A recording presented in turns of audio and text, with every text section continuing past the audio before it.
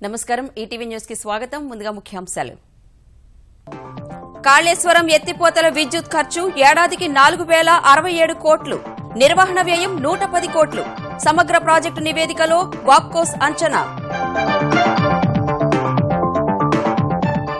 కరవు కాటుతో కుదేలైన వ్యవసాయ రంగం తెలంగాణలో గతేడాది -13.3% క్షీణత 2015-16 అర్ధగణాంక శాఖ నివేదికలో వెల్లడి అమరావతిలో వేగంగా సీడ్ యాక్సిస్ రోడ్డు పనులు వచ్చే ఏడాదికల్లా పూర్తి చేసేందుకు కసరత్తులు విజయవాడ గుంటూరు తెనాలి రోడ్ల అనుసంధానం తిరుపతిలో ఘనంగా ముగిసిన జాతీయ సైన్స్ కాంగ్రెస్ రోబోటిక్స్ తో మానవాళికి మేలేనన్న నిపుణులు సైబర్ భద్రతకు డోకా లేదని వెల్లడి తెలుగు రాష్ట్రాల్లో ఘనంగా వైకుంఠ ఏకాదశి వైష్ణవ క్షేత్రాలకు పోటెత్తిన భక్తులు తిరుమలలో ఉత్తర ద్వార దర్శనానికి భారీ ఎత్తున ఏర్పాట్లు లోతా కమిటీ సిఫార్సులకు 21 క్రికెట్ సంఘాల ఆమోదం భవిష్యత్తు కార్యాచరణపై శ్రీనివాసంతో అనురాగ్ ఠాకూర్ అజయ్ షిర్కే చర్చలు ఐరోపా దేశాల్లో మైనస్లోకి ఉష్ణోగ్రతలు 2 రోజుల్లో 23 మంది మృతి శరణార్థులకు ప్రాణ సంకటంగా మారిన హిమపాతం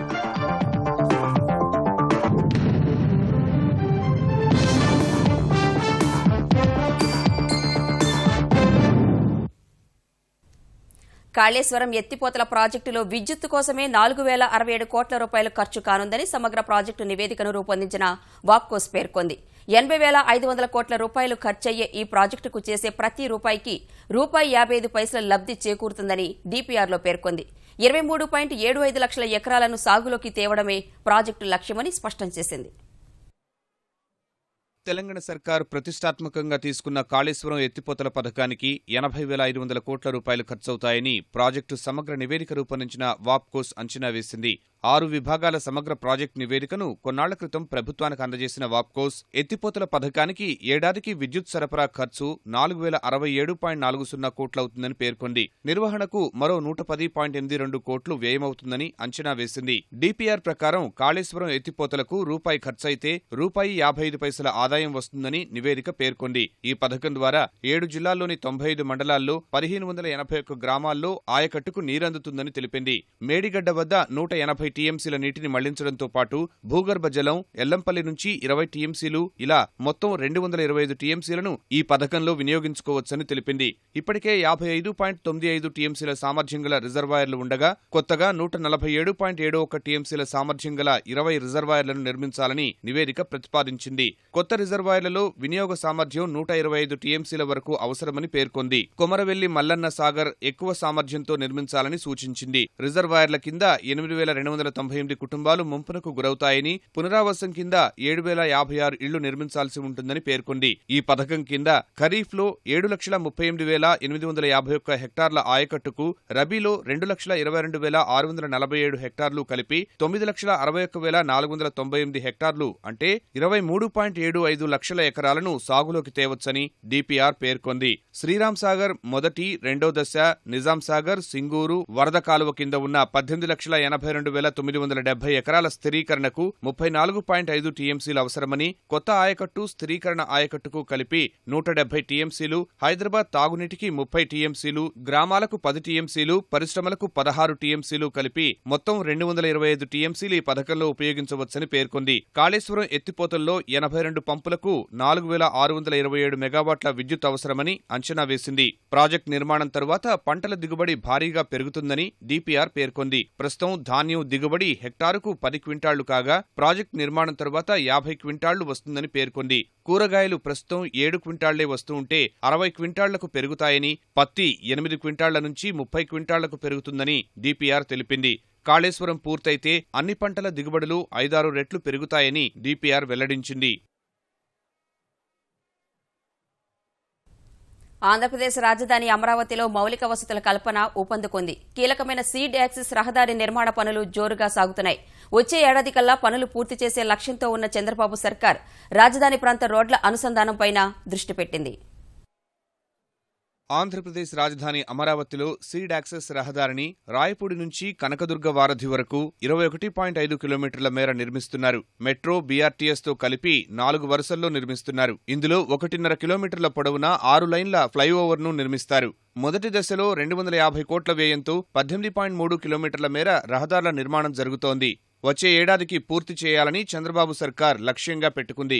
సీడ్ యాక్సెస్ రహదారితో పాటు అమరావతికి సమీపంలోనే ఉన్న విజయవాడ, గుంటూరు, తెనాలిని అనుసంధానం చేస్తూ రోడ్లు విస్తరిస్తారు. అవసరమైన చోట్ల కొత్త రోడ్లు నిర్మిస్తారు. హైస్పీడ్ సర్క్యూట్ రైల్వే లైన్ నిర్మించాలన్న ప్రతిపాదన ఉంది.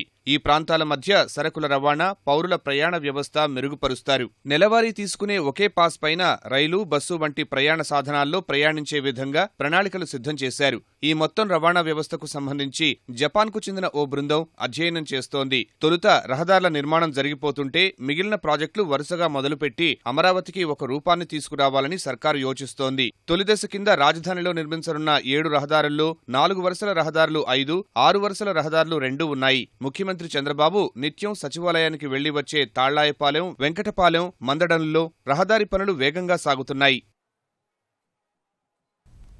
శ్రీలంక పర్యటనకు వెళ్లిన ముఖ్యమంత్రి చంద్రబాబు నేడు కొలంబోలో జరగనున్న ప్రపంచ పేదరిక నిర్మూలన సదస్సులో కీలక ఉపన్యాసం చేయనున్నారు. ఆంధ్రప్రదేశ్లో అనుసరిస్తున్న విధానాలు, సంక్షేమ పథకాలను వివరించనున్నారు.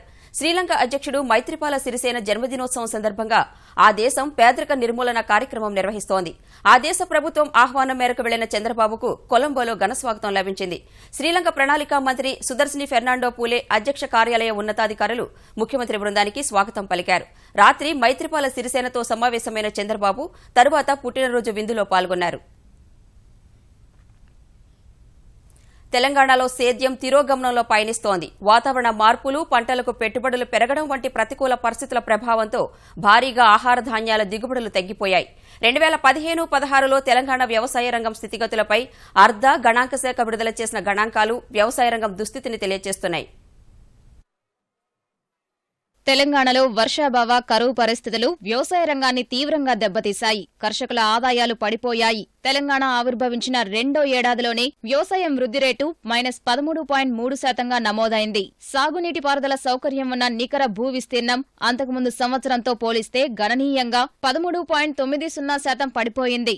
2015-16 సంవత్సరంలో వ్యవసాయ రంగం వృద్ధిపై అర్ధ గణాంకాల శాఖ విడుదల చేసిన గణాంకాల నివేదిక తెలంగాణలో వ్యవసాయ రంగ దుస్థితి తెలుపుతోంది. ఆ నివేదిక ప్రకారం అంతకుముందు ఏడాదితో పోల్చి చూస్తే 2015-16లో వ్యవసాయ పంటల సాగు విస్తీర్ణం, ఆహార ధాన్యాల దిగుబడులు, ప్రజల ప్రధాన ఆహారమైన బియ్యం ఉత్పత్తి బాగా పడిపోయింది. తెలంగాణ రాష్ట్రంలో గత 5 ఏళ్ల కాలంలో అతి తక్కువ ఆహార ధాన్యాల దిగుబడి వచ్చిన సంవత్సరంగా 2015-16 చరిత్ర పుట్టలకెక్కింది. 2011-12 సంవత్సరంలో తెలంగాణ జిల్లాల్లో 71.01 లక్షల టన్నుల ఉత్పత్తి రాగా 2015-16లో 51.45 లక్షల టన్నులకు పడిపోయింది. నీటి వనరుల్లో నీరు చేరకపోవడంతో సాగునీటి వసతి ఉన్న నికర భూమి విస్తీర్ణం తగ్గి పంటల సాగు ప్రశ్నార్థకంగా మారింది. పలు జిల్లాల్లో భూగర్భ జలమట్టాలు బాగా పడిపోయాయి. భూ కమతాల పరిమాణం తెలంగాణలో జాతీయ సగటు కన్నా తక్కువగా ఉంది.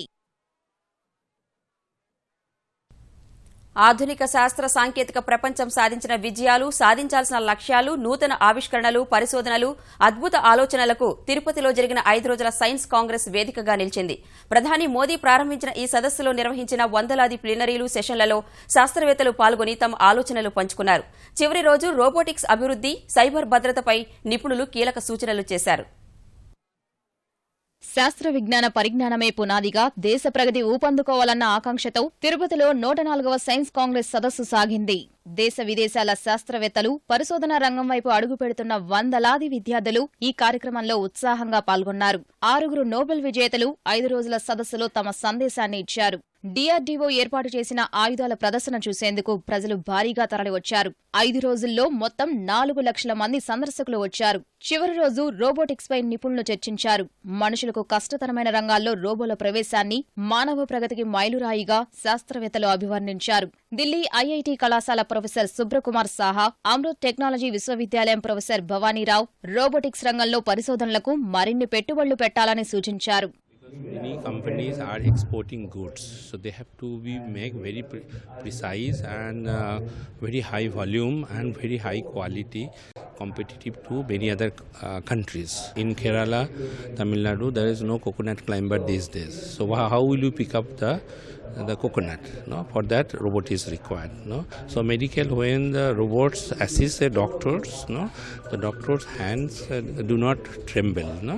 It helps to do the surgery better. మనం ఫండింగ్ అంతా పెట్టడం లేదు ఇంటూ రీసెర్చ్ ఇన్ రోబోటిక్స్. తర్వాత we tend to focus more on the soft side అనమాట, and computer science side. And of course humanitarian forms the basic base for it. కానీ హ్యుమానిటేరియన్లో social returns ఉంటాయి, కానీ monetary returns are not to be expected to begin with. That's why you need to invest in research. నగదు రహిత లావాదేవీలు ఊపందుకున్న తరుణంలో cyber నేరాల సమస్యకు ఖచ్చితంగా పరిష్కారాలు ఉన్నాయని శాస్త్రవేత్తలు భరోసా ఇచ్చారు. సైబర్ నేరాలు నియంత్రణ అన్న అంశంపై Bengaluru IIT professor Balakrishnan, telecom security deputy director general Narendranath, SRM పరిశోధనా సంస్థ శాస్త్రవేత్త శ్రీధర్ తమ అభిప్రాయాలు వెల్లడించారు. Let's say you are actually going to murder somebody, but at the same time you will be using the telephone. I can track your movement. I can't do that without the help of telecom department. So the telecom department also comes in. So they have a coordination now. So it's a complete coordinated thing. It's very difficult to create one ministry. What I was suggesting was we create a regulatory authority, like Telecom Regulatory Authority of India, Airport Authority of India, so or RBI. RBI is a regulator for the financial sector. So I think you must create a cyber security regulatory authority rather than a department. Iska సదస్సును ఆంధ్రప్రదేశ్ ప్రభుత్వం ప్రతిష్టాత్మకంగా తీసుకుని విజయవంతం చేసింది. ఉత్తరప్రదేశ్ శాసనసభకు ఎన్నికల సంఘం schedule ప్రకటించినప్పటికీ అధికార సమాజ్వాదీ పార్టీలో ప్రతిష్టంభన తొలగలేదు. సయోధ్య కోసం ములాయం, అఖిలేష్ వర్గాల మధ్య జరిగిన చర్చలు ఫలప్రదం కాకపోగా చీలిక అనివార్యమని సంకేతాలిస్తూ ముఖ్యమంత్రి వర్గం మరో అడుగు ముందుకేసింది. ఢిల్లీలో ఎన్నికల సంఘం అధికారులు కలిసిన అఖిలేష్ వర్గం నేత రామ్ గోపాల్ యాదవ్ సైకిల్ గుర్తును తమకే కేటాయించాలని మరోమారు కోరారు. తమ డిమాండ్కు సమర్థనగా మద్దతుదారుల ప్రమాణ పత్రాల్ని ఈసీకి సమర్పించారు. పార్టీ జాతీయ కార్యవర్గంలోని 5,731 మందిలో 4,716 మంది అఖిలేష్కే మద్దతిస్తున్నామంటూ ఇచ్చిన లేఖల్ని అందించారు. పార్టీలోని 90% పైగా సభ్యులు అఖిలేష్ వైపే ఉన్నారని, తమదే అసలైన సమాజ్వాదీ పార్టీ అని రామ్ గోపాల్ యాదవ్ ఉద్ఘాటించారు. సైకిల్ గుర్తుపై తమకే పూర్తి హక్కులు ఉన్నాయన్నారు. సమాజ్వాదీ పార్టీలోని తాజా పరిణామాల నేపథ్యంలో ఎన్నికల చిహ్నం కేటాయింపుపై ఈసీ ఎలాంటి నిర్ణయం తీసుకుంటుందన్న అంశం ఆసక్తికరంగా మారింది. తెలుగు రాష్ట్రాల్లో వైకుంఠ ఏకాదశి శోభ వెల్లివిరుస్తోంది. ప్రముఖ వైష్ణవ క్షేత్రాలు వేకువజాము నుంచే భక్త కోటితో కిటకిటలాడుతున్నాయి. యాదాద్రి, తిరుమల, అన్నవరం వంటి పుణ్యక్షేత్రాలతో పాటు స్థానికంగా పేరొందిన ఆలయాలు గోవిందనామ స్మరణతో మారుమోగుతున్నాయి. యాదాద్రి బాల ఆలయంలో వైకుంఠ ఏకాదశి వేడుకలకు భక్తులు భారీ సంఖ్యలో హాజరయ్యారు. కళ్యాణ మండపం ద్వారా ఉదయం 6:45 నుంచి ఉత్తర ద్వార దర్శనం చేసుకుంటున్నారు. కలియుగ వైకుంఠంగా బాసిల్లుతున్న తిరుమలలో రాత్రి 1 గంట నుంచి భక్తులు వైకుంఠ ద్వారం దర్శనం చేసుకుంటున్నారు. రాత్రి 1 గంట నుంచి 4 గంటల వరకు తెలుగు రాష్ట్రాలకు చెందిన కేంద్ర రాష్ట్ర మంత్రులు శ్రీవారిని దర్శించుకున్నారు. తిరుమలలో తెల్లవారుజామున 4:10 నుంచి సర్వదర్శనానికి అనుమతిస్తున్నారు. 7 కొండలకు వచ్చిన భక్తులతో వైకుంఠంలోని అన్ని కంపార్ట్మెంట్లు నిండిపోయాయి. 16 తాత్కాలిక కంపార్ట్మెంట్లు కూడా కిక్కిరిసిపోయాయి. రద్దీ పెరుగుతున్నందున మాడవీధుల్లోని గ్యాలరీలోకి భక్తులను అనుమతిస్తున్నారు. కళ్యాణైకదానములు భావాతీత భవద్గుణావళుల నిర్వర్ణింప శక్తుండనే వాచస్పతి ఆదిశేషుడు ఇత్యాది అనంతముఖములు అనంత ప్రజ్ఞ కలిగినటువంటి వారు వర్ణించలేనటువంటి. యాదాద్రిలో జరుగుతున్న వైకుంఠ ఏకాదశి వేడుకలను ప్రత్యక్ష ప్రసారం ద్వారా చూద్దాం. పుండరీకాక్ష గోవింద గోవింద హరి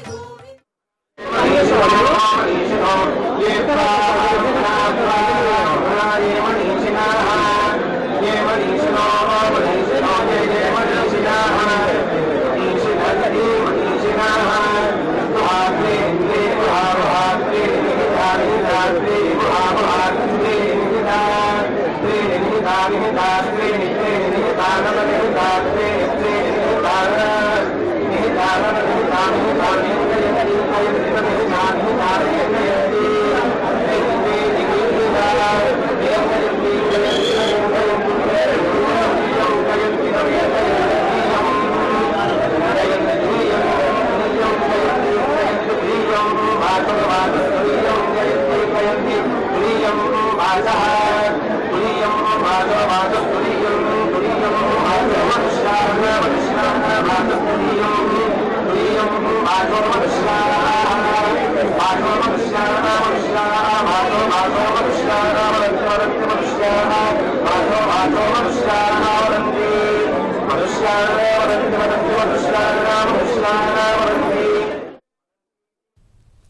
కడప జిల్లా భూములను కృష్ణా జలాలతో తడపాలన్న ఆ ప్రాంత ప్రజల దశాబ్దాల కల ఈ నెల 11న ముఖ్యమంత్రి చంద్రబాబు చేతుల మీదుగా సాకారం కానుందని ఆంధ్రప్రదేశ్ జలవనరుల మంత్రి దేవినేని ఉమా పేర్కొన్నారు.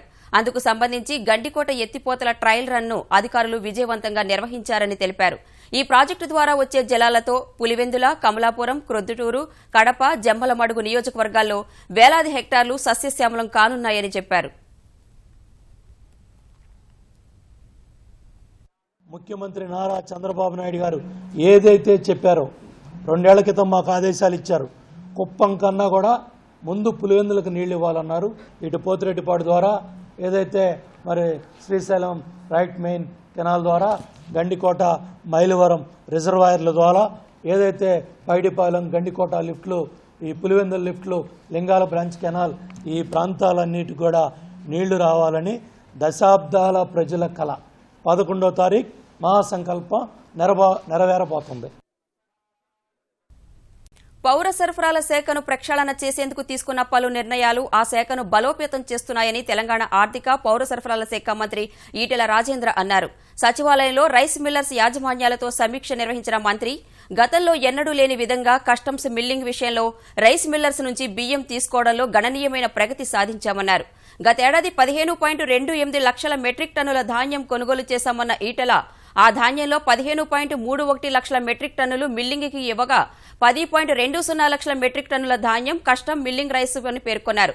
వసతి గృహాలకు ఇచ్చే సన్నబియ్యాన్ని బహిరంగ మార్కెట్లో కొనుగోలు చేయడం వల్ల ఎక్కువ ఖర్చు అవుతుందన్న మంత్రి మిల్లర్లు త్వరగా రైతుల నుంచి ధాన్యం కొనుగోలు చేసి బియ్యం అందించాలని కోరారు. పేద విద్యార్థులకు అందించేవి కాబట్టి నాణ్యత విషయంలో రాజీ పడొద్దని ఆయన సూచించారు. ఉపరితల గనుల తవ్వకం అంశంలో కేసీఆర్ సర్కార్ పునరాలోచన చేయాలని తెలంగాణ ఐకాస్ అధ్యక్షుడు కోదండరాం విజ్ఞప్తి చేశారు. ఇప్పటి వరకు ప్రభుత్వం చేపడుతున్న 16 ఉపరితల గనుల తవ్వకం కారణంగా 140కి పైగా గ్రామాల్లో ప్రజల జీవితాలు ధ్వంసమయ్యాయని ఆవేదన వ్యక్తం చేశారు. చక్కెర పరిశ్రమల పునరుద్దరణపై ప్రభుత్వం బాధ్యతారాహిత్య ప్రకటనలు చేస్తోందన్న కోదండరాం తెలంగాణ భూసేకరణ సహాయ పునరావాస చట్టం 2016పై రాష్ట్రపతిని కలుస్తామని చెప్పారు. మీ అందరికీ తెలుసు 123 జీవోను మరి అలా రాష్ట్ర హైకోర్టు కొట్టేసింది. ఈ నేపథ్యంలో 2016 చట్టం కూడా అది చట్టం రాజ్యాంగ ప్రకారం చెల్లదు అనేది మనకు స్పష్టంగా అర్థమవుతూనే ఉంది. కాబట్టి ఈ 2016 చట్టం ఇవాళ రాష్ట్రపతి సంతకం చేస్తే గానీ అది చట్టం కాదు. కాబట్టి మేము రాష్ట్రపతి దాకా వెళ్ళి మరి వారిని చట్టం విషయంలో మాకున్న అభ్యంతరాలన్నింటినీ తెలియజెప్పి దానికి ఆమోదం తెలపకూడదని కూడా మేము వారిని విజ్ఞప్తి చేయాలని అనుకుంటున్నాం. గ్రామీణ భారత సాధికారత సాధించడమే లక్ష్యంగా స్వర్ణ భారత్ ట్రస్ట్ పనిచేస్తోందని ట్రస్ట్ డైరెక్టర్ పరదేశ్ తెలిపారు. విజయవాడ శివారు గన్నవరం సమీపంలోని ఆత్కూరు గ్రామంలో ఏర్పాటు చేసిన ట్రస్ట్ నేటితో తొలి వసంతం పూర్తి చేసుకున్న సందర్భంగా సంతోషం వ్యక్తం చేశారు. ఏడాది కాలంలో పలు సేవా కార్యక్రమాలు నిర్వహించడం సహా గ్రామీణ ప్రాంతాల మహిళలు, యువతకు ఉద్యోగాలు, స్వయం ఉపాధి కల్పించేందుకు ఉచిత శిక్షణ ఇచ్చినట్లు చెప్పారు. వందలాది మంది మహిళలు tailoring, fashion designing, beautician, embroidery తదితర కోర్సుల్లో శిక్షణ పొందారన్న ఆయన ఇక్కడ శిక్షణ పూర్తి చేసుకున్న యువతీ యువకులు పలు సంస్థల్లో ఉద్యోగాలు సాధించారని సంతృప్తి వ్యక్తం చేశారు. ఇవాళ జరగనున్న వార్షికోత్సవానికి సుప్రీంకోర్టు న్యాయమూర్తి justice Jasti Chalameswar, CRPF director general Durgaprasad, Atul Nishar charitable trust chairman Atul Nishar, Aishwarya, Rajinikanth, Dhanush ముఖ్య అతిథులుగా హాజరు కానున్నట్లు పరదేశ్ వెల్లడించారు. సంవత్సర కాలంలో మాకు ఏవైతే శిక్షణలు మేము ఇచ్చామో దీనివల్ల మాకు చాలా తృప్తి లభించిందని మాత్రం చెప్పవచ్చు. 17-18 సంవత్సరానికి కొంచెం ప్రణాళికలు మేము విస్తరిస్తున్నాము. ఈ స్కిల్ డెవలప్మెంట్ సెంటర్ ఒక కొత్త భవనం తయారవుతా ఉంది. 35,000 చదరపు అడుగుల విస్తీర్ణంలో కొత్త భవనం, అది ఫిబ్రవరి నాటికి అందుబాటులో వస్తుంది. అది అందుబాటులోకి వచ్చిన తర్వాత ఇప్పుడు ఏదైతే మనం స్కిల్ డెవలప్మెంట్ కింద 2 కోర్సులు మాత్రమే చేస్తున్నామో అక్కడ 8 కోర్సులు ఒకేసారి చేయడానికి పరిస్థితులు ఏర్పడతాయి. అతి శీతల గాలులకు ఐరోపా దేశాలు గడ్డకట్టుకుపోతున్నాయి. భారీగా కురుస్తున్న మంచు వల్ల గత 2 రోజుల్లో 23 మంది మృత్యువాత పడ్డారు. వారిలో లిబియా వంటి దేశాల నుంచి ప్రాణాలు అరచేతిలో పెట్టుకుని వచ్చిన శరణార్థులు కూడా ఉన్నారు. -14 డిగ్రీలకు ఉష్ణోగ్రతలు పడిపోవడంతో పోలెండ్లో 10 మంది చనిపోయారు. ఇటలీలో గత 2 రోజుల్లో 7 మృతి చెందారు. మంచు కురుస్తూ ఉండడం వల్ల ఇటలీలోని కొన్ని విమానాశ్రయాల్లో రాకపోకలు నిలిచిపోయాయి. రష్యా రాజధాని మాస్కోలో ఉష్ణోగ్రతలు -30 డిగ్రీలకు, సెయింట్ పీటర్స్బర్గ్లో -24 డిగ్రీలకు పడిపోయాయి. 120 ఏళ్లలోనే తొలిసారి ఆర్థోడాక్స్ క్రిస్మస్ ను రష్యా ప్రజలు అతి శీతల వాతావరణంలో జరుపుకుంటున్నారు. బల్గేరియాలో 2 ఇరాకీ శరణార్థుల మృతదేహాలను స్థానికులు కనుగొన్నారు. టర్కీలో మంచు తుఫాను విమాన రాకపోకలపై ప్రభావం చూపుతోంది. సిరియాలోని అజాజ్ పట్టణంలో భారీ పేలుడు 50 మందిని పొట్టన పెట్టుకుంది. టర్కీ సరిహద్దులకు అతి సమీపంలో ఉండే కీలక పట్టణంలో ఒక చమురు ట్యాంక్ పేలడంతో భారీ విధ్వంసం చోటు చేసుకుంది. పేలుడు తీవ్రతకు దాదాపు 50 మంది చనిపోగా మరో 50 మంది వేర్వేరు ఆసుపత్రుల్లో చికిత్స పొందుతున్నారు.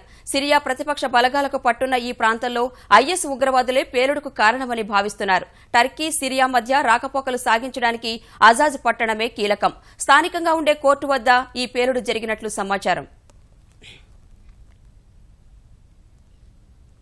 భాజపా ఎంపీ సాక్షి మహారాజ్ మరోసారి వివాదాస్పద వ్యాఖ్యలు చేశారు.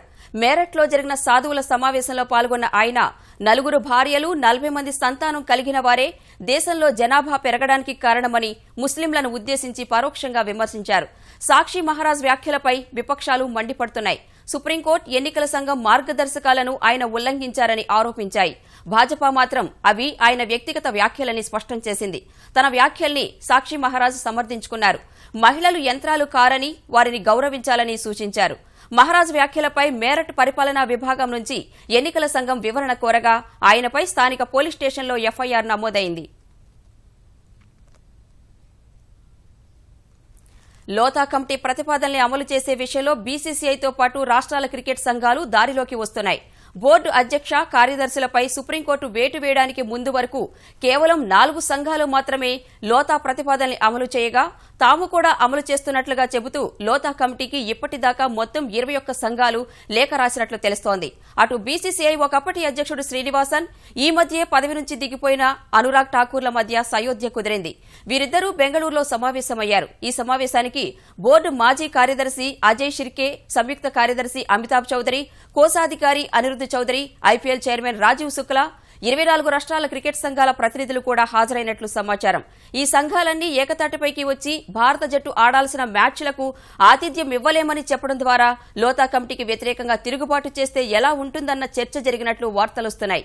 ఈ నెల 19న సుప్రీంకోర్టు బీసీసీఐకి కొత్త కార్యవర్గాన్ని ప్రకటించనున్న నేపథ్యంలో తదనంతర పరిణామాలపై ఏం చేయాలో కూడా చర్చించినట్లు తెలుస్తోంది. ఈటీవీ న్యూస్ సమాప్తం. నమస్కారం.